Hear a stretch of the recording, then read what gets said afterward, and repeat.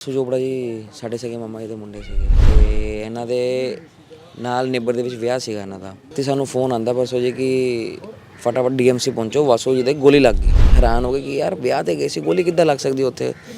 ਤੇ ਅਸੀਂ ਫਟਾਫਟ ਡੀਐਮਸੀ ਪਹੁੰਚੇ। ਜਾ ਕੇ ਪਤਾ ਲੱਗਦਾ ਕਿ ਇਹ ਵਿਆਹ ਤੇ ਗਏ ਸੀ ਸਾਰੇ। ਹਾਲ ਦੇ ਵਿੱਚ ਅੱਧੇ ਪਰਿਵਾਰ ਹਾਲ ਦੇ ਵਿੱਚ ਬੈਠਾ ਸੀ ਤੇ ਅੱਧਾ ਪਰਿਵਾਰ ਬਾਹਰ। ਵਾਸੂ ਵੀ ਆ ਉਹਨਾਂ ਦੀ ਵਾਈਫ ਤੇ ਹੱਥ ਵਿੱਚ ਛੋਟਾ ਜਵਾਕ ਸੀਗਾ ਤੇ ਬਾਹਰ ਘੁੰਮਦੇ ਪਏ ਸੀ। ਪਤਾ ਨਹੀਂ ਦੋ ਬੰਦਿਆਂ ਦੀ ਆਪਸੀ ਲੜਾਈ ਹੋਈ, ਕੀ ਹੋਇਆ ਉੱਥੇ 40-50 ਰਾਉਂਡ ਵੱਜੇ ਗੋਲੀਆਂ ਦੇ। ਇਹ ਹਬੜਾ ਦਬੜੀ ਬਾਜੀ, ਇੱਕ ਗੋਲੀ ਇਹਨਾਂ ਦੇ ਛਾਤੀ ਦੇ ਕੋਲ ਇੱਥੇ ਰਿਬਸ ਦੇ ਕੋਲ ਲੱਗ ਗਈ ਤੇ ਇਹਨਾਂ ਦੀ ਔਨ ਦਾ ਸਪੌਟ 5 ਮਿੰਟ ਦੇ ਵਿੱਚ ਹੀ ਡੈਥ ਹੋ ਗਈ ਸੀ ਵੀ। ਤੇ ਜਿਹੜੇ ਬੰਦੇ ਲੈ ਕੇ ਵੀ ਪਹੁੰਚੇ ਹਸਪਤਾਲ ਉਹਨਾਂ ਨੇ ਉਹੀ ਕਿਹਾ ਕਿ ਇਹ ਤਾਂ ਜੀ ਔਨ ਦਾ ਸਪੌਟ ਹੀ ਖਤਮ ਹੋ ਗਏ ਸੀਗੇ। ਨੇਚਰ ਕਿਸ ਤਰੀਕੇ ਦਾ ਉਹਨਾਂ ਨਾਲ ਤਾਂ ਬਹੁਤ ਬੁਰਾ ਚੱਲਦਾ ਪਿਆ ਸੀ ਟਾਈਮ। ਪਿਛਲੇ ਸਾਲ ਉਹਨਾਂ ਦੇ ਫਾਦਰ ਸਾਹਿਬ ਦੀ ਡੈਥ ਹੋ ਗਈ ਸੀ ਤੇ ਉਹ 1.5 ਸਾਲ ਪਹਿਲਾਂ ਉਹਨਾਂ ਦੇ ਚਾਚਾ ਜੀ ਦੀ ਡੈਥ ਹੋ ਗਈ ਸੀ। ਇਕੱਲੇ ਕਮਾਉਣ ਵਾਲੇ ਬੰਦੇ ਸੀਗੇ। ਛੋਟੇ ਦੋ ਜਵਾਕ ਸੀ, ਇੱਕ ਤਾਂ ਸਾਲ ਦਾ ਹਲੇ ਕੰਪਲੀਟ ਹੋਇਆ ਸੀ, ਇੱਕ 3 ਸਾਲ ਦਾ ਸੀਗਾ। ਬਹੁਤ ਹੀ ਸ਼ਰੀਫ ਇਨਸਾਨ ਸੀਗਾ। ਉਸ ਤੋਂ ਜ਼ਿਆਦਾ ਸ਼ਰੀਫ ਇਨਸਾਨ ਮੈਂ ਦੇਖਿਆ ਵੀ ਨਹੀਂ ਹੋਣਾ। ਸਤਿ ਸ਼੍ਰੀ ਅਕਾਲ, ਤੁਸੀਂ ਦੇਖ ਰਹੇ ਹੋ ਸਿਟੀ ਹੈਡਲਾਈਨਸ ਤੇ ਮੈਂ ਅੰਬਰਵੀਰ। ਪਰਸੋਂ ਦੇਰ ਰਾਤ ਦੀ ਜੇਕਰ ਗੱਲ ਕੀਤੀ ਜਾਵੇ ਤਾਂ ਲੁਧਿਆਣੇ ਤੋਂ ਇੱਕ ਵੱਡੀ ਖਬਰ ਨਿਕਲ ਕੇ ਸਾਹਮਣੇ ਆਈ ਸੀ, ਜਿੱਥੇ ਇੱਕ ਦੇਰ ਰਾਤ ਚੱਲਦੇ ਵਿਆਹ ਦੇ ਸਮਾਗਮ ਦੇ ਵਿੱਚ ਜਿੱਥੇ ਤਾੜ ਜਿਹੜੀਆਂ ਨੇ ਗੋਲੀਆਂ ਚੱਲਦੀਆਂ ਹੋਈਆਂ ਨਜ਼ਰ ਆਈਆਂ। ਜਿੱਥੇ ਕਾਫੀ ਸ਼ਹਿਰ ਦੀਆਂ ਵੱਡੀਆਂ ਹਸਤੀਆਂ ਪਹੁੰਚੀਆਂ ਹੋਈਆਂ ਸੀਗੀਆਂ। ਉੱਥੇ ਵਿਆਹ ਦੇ ਸਮਾਗਮ ਵਿੱਚ ਜਦੋਂ ਗੋਲੀਆਂ ਚੱਲੀਆਂ ਨੇ ਤਾਂ 2 ਲੋਕਾਂ ਨੂੰ ਜਿਹੜੀ ਆ ਆਪਣੀ ਜਾਨ ਵੀ ਗਵਾਉਣੀ ਪੈ ਗਈ ਆ। ਤਾਂ ਅੱਜ ਦੇ ਦਿਨ ਜੇਕਰ ਗੱਲ ਕੀਤੀ ਜਾਵੇ ਤਾਂ ਵਾਸੂ ਚੋਪੜਾ ਦਾ ਜਿਹੜਾ ਉਹ ਸੰਸਕਾਰ ਕੀਤਾ ਜਾਣਾ ਹੈ। ਬਿਲਕੁਲ ਉਸ ਲੋਕੇਸ਼ਨ 'ਤੇ ਖੜ੍ਹੇ ਹਾਂ ਅਤੇ ਜਿੱਥੇ ਤੁਸੀਂ ਪਹਿਲਾਂ ਦੇਖ ਸਕੋਗੇ ਵੀ ਇਸ ਘਰ ਦੇ ਵਿੱਚ ਜਿੱਥੇ ਪਹਿਲਾਂ ਖੁਸ਼ੀਆਂ ਜਿਹੜੀਆਂ ਮਨਾਈਆਂ ਜਾ ਰਹੀਆਂ ਸੀਗੀਆਂ, ਪਰ ਜਦੋਂ 2 ਧਿਰਾਂ ਦੇ ਵਿੱਚ ਆਪਸੀ ਜਿਹੜੀ ਹੈ ਉਹ ਲੜਾਈ ਹੁੰਦੀ ਹੈ, ਆਪਸੀ ਫਾਇਰਿੰਗ ਹੁੰਦੀ ਹੈ, ਤਾਂ ਦੂਜੇ ਘਰ ਦੇ ਵਿੱਚ ਜਿਹੜਾ ਉਹ ਸੋਗ ਹੋ ਜਾਂਦਾ।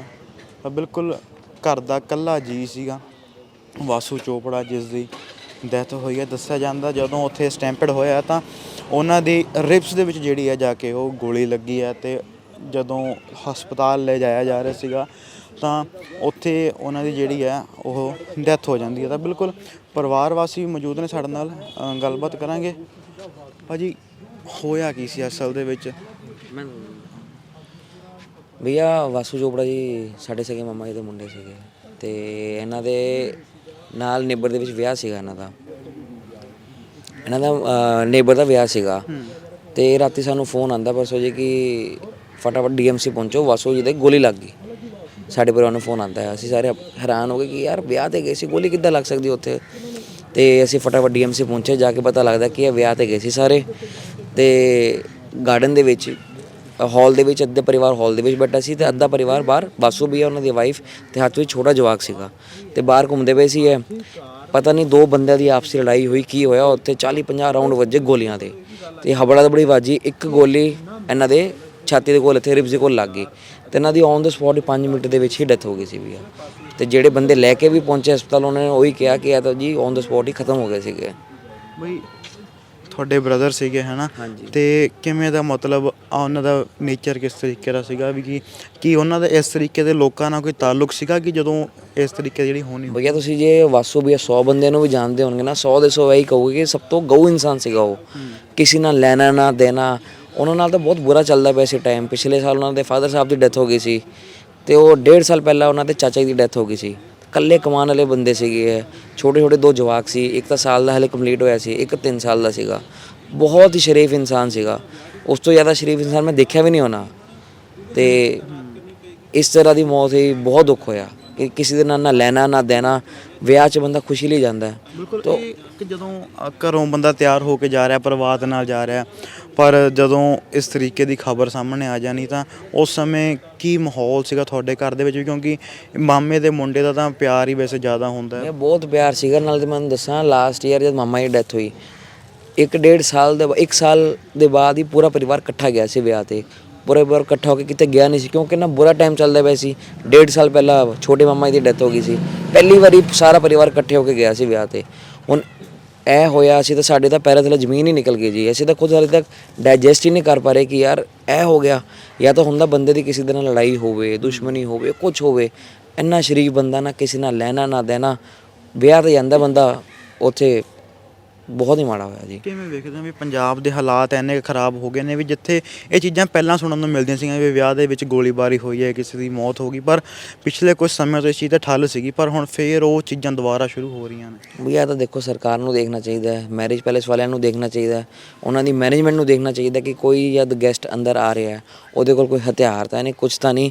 ਤੁਸੀਂ ਲੋਕ ਬਾਹਰ ਬਾਉਂਸਰ ਖੜਾਉਂਦੇ ਹੋ, ਸਿਕਿਉਰਿਟੀ ਖੜਾਉਂਦੇ ਹੋ ਕਿ ਚੈਕਿੰਗ ਹੁੰਦੀ ਹੈ। ਜੇ ਆਮ ਬੰਦਿਆਂ ਲਈ ਵੀ ਉਹੀ ਚੈਕਿੰਗ ਹੈ ਤੇ ਜਿਹੜੇ ਵੀਆਈਪੀ ਗੈਸਟ ਆ ਰਹੇ ਉਹਨਾਂ ਲਈ ਵੀ ਸੇਮ ਚੈਕਿੰਗ ਪ੍ਰੋਟੋਕੋਲ ਫੋਲੋ ਹੋਣਾ ਚਾਹੀਦਾ।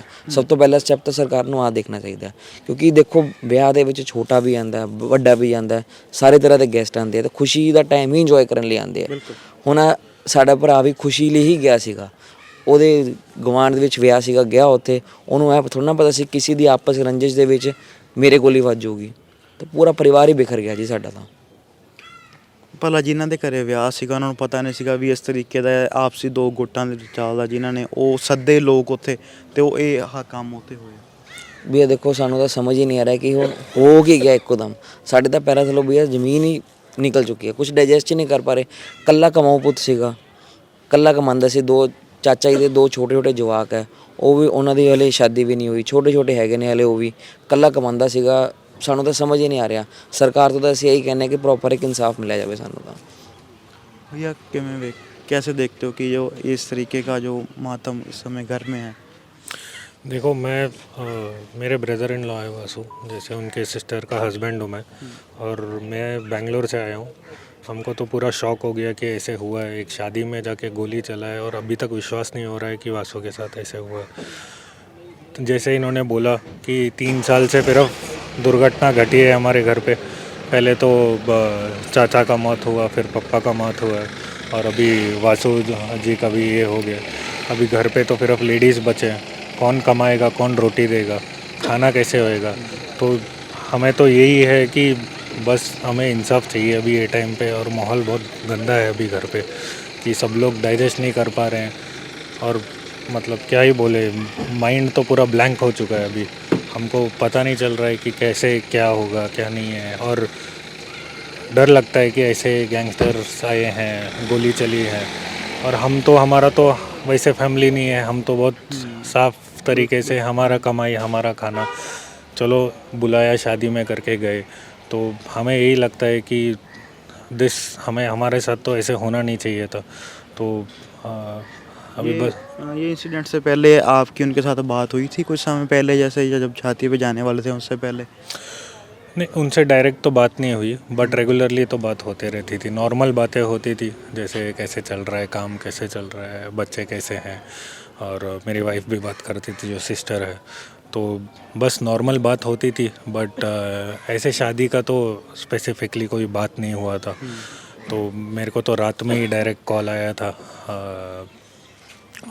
कशिश, हाँ, इनसे फ़ोन आया था कि ऐसे हो गया है और गोली लग गया है करके।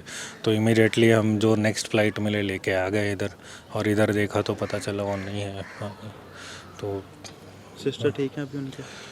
नहीं, सब लोग बहुत ट्रॉमा में हैं अभी, क्योंकि सबको किसी को डाइजेस्ट ही नहीं हो रहा है। द मेन फैक्ट ये है कि द सोल ब्रेड अर्नर जो थे वो वासु भैया ही थे अभी, क्योंकि 2 मेल मेंबर जो घर पे थे दोनों चले गए थे, ओनली लेडीज़ थे।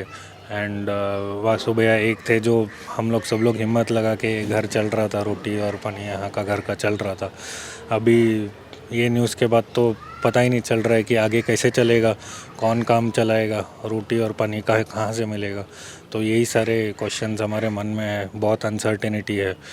कैसे देखते हो कि जैसे ये 2 गैंगस्टर वॉर कह लो या जो भी थे, जो लोग इन्होंने ये काम वहाँ पे किया, उसके चलते हुए जो एक परिवार का जो दिया होता है वो बुझ गया, जो एक जैसे आपने बताया भी सोल ब्रेड अर्नर थे वो चले गए।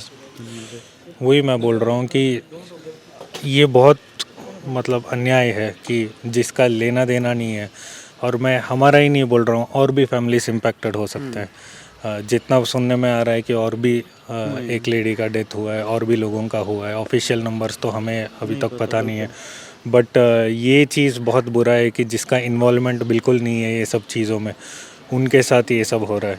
तो जब भी हमारा कुछ लेना देना होता नहीं है, इतना अच्छे इंसान थे वासु भैया, उनके साथ तो बहुत नाइंसाफ़ी हुआ है कि उनका मौत हो गया। उनका कितना सारे चीज़ें था कि नहीं अपना फैक्ट्री को और अच्छा करना है, आगे बच्चे को अच्छा पढ़ाना है, ये सब ख्वाब था उनका, वो सभी पूरा अभी मिट्टी में मिल गया है।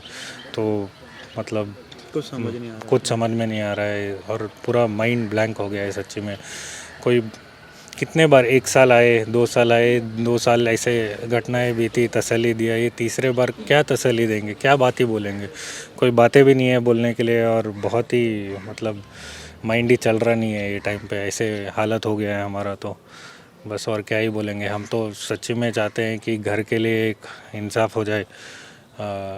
बाकी सरकार को सच्ची में देखना चाहिए ये सब चीज़ें कि ऐसे होना नहीं चाहिए किसी के साथ भी, ना हमारे साथ ना किसी के साथ, ये चीज़ होना नहीं चाहिए। और जिन जिन के साथ ये सब हुआ है उन सबको इंसाफ मिलना चाहिए, जो भी इंसाफ सरकार सही समझे वो इंसाफ हमें मिलना चाहिए, यही मेरा अभिप्राय है। और क्या ही बताएं, इसके बोलने के लिए तो कुछ बचा नहीं है। ਤਾਂ ਬਿਲਕੁਲ ਇਹ ਪਰਿਵਾਰ ਦੇ ਜੀ ਸੀਗੇ ਜਿਹੜੇ ਵਾਸੂ ਚੋਪੜਾ ਜੀ ਦੇ ਮਾਮਾ ਜੀ ਭੂਆ ਜੀ ਦੇ ਲੜਕੇ ਸੀਗੇ ਅਤੇ ਨਾਲ ਉਹਨਾਂ ਦੇ ਜੀਜਾ ਜੀ ਸੀਗੇ। ਤਾਂ ਬਿਲਕੁਲ ਇਸ ਸਮੇਂ ਪਰਿਵਾਰ ਦੀ ਜੇਕਰ ਗੱਲ ਕੀਤੀ ਜਾਵੇ ਤਾਂ ਪਰਿਵਾਰ ਦੇ ਵਿੱਚ ਇਸ ਸਮੇਂ ਸੋਗ ਦੀ ਲਹਿਰ ਹੈ। ਤਾਂ ਬਿਲਕੁਲ ਤੁਸੀਂ ਦੇਖੋਗੇ ਵੀ ਕਿੱਥੇ ਪਰਿਵਾਰ ਜਿਹੜਾ ਹੱਸਦਾ ਖੇਡਦਾ ਵਿਆਹ 'ਤੇ ਜਾਂਦਾ ਹੈ ਅਤੇ ਜਦੋਂ ਉੱਥੋਂ ਇਸ ਤਰੀਕੇ ਦੀ ਖਬਰ ਆਉਂਦੀ ਹੈ ਤਾਂ ਕਿਸੇ ਵਾਸਤੇ ਵੀ ਜਿਹੜਾ ਇਹ ਉਸ ਨੂੰ ਹਜ਼ਮ ਕਰਨਾ, ਉਸ ਨੂੰ ਡਾਈਜੈਸਟ ਕਰਨਾ ਬਹੁਤ ਔਖਾ ਹੋ ਜਾਂਦਾ। ਅਤੇ ਪੰਜਾਬ ਦੇ ਹਾਲਾਤ ਕੁਝ ਇਸ ਤਰੀਕੇ ਦੇ ਨੇ ਵੀ ਜਿੱਥੇ ਪਹਿਲਾਂ ਆਪਾਂ ਅਕਸਰ ਦੇਖਦੇ ਸੀਗੇ ਵੀ ਇਹ ਚੀਜ਼ਾਂ ਜਿਹੜੀਆਂ ਨੇ ਘਟਦੀਆਂ ਹੋਈਆਂ ਨਜ਼ਰ ਆਈਆਂ ਸੀਗੀਆਂ। ਹਰੇਕ ਮੈਰਿਜ ਪੈਲੇਸ ਦੇ ਵਿੱਚ ਜਿਹੜਾ ਲਿਖਿਆ ਹੁੰਦਾ ਸੀ ਸਪੈਸ਼ਲੀ ਵੀ ਜਿਹੜੇ ਤੁਹਾਡੇ ਆਰਮਸ ਨੇ ਤੁਸੀਂ ਨਾਂ ਲੈ ਕੇ ਆਓ, ਜਿਹੜੇ ਗਨਸ ਨੇ ਤੁਹਾਡੀਆਂ ਨਾਂ ਲੈ ਕੇ ਆਓ। ਬਟ ਉਹ ਚੀਜ਼ਾਂ ਫੇਰ ਕਿਤੇ ਨਾ ਕਿਤੇ ਨਜ਼ਰ ਆਈਆਂ ਨੇ ਅਤੇ ਇੱਕ ਘਰ ਦੇ ਵਿੱਚ ਜਿਹੜਾ ਉਹ ਸੋਗ ਦੀ ਲਹਿਰ ਹੈ।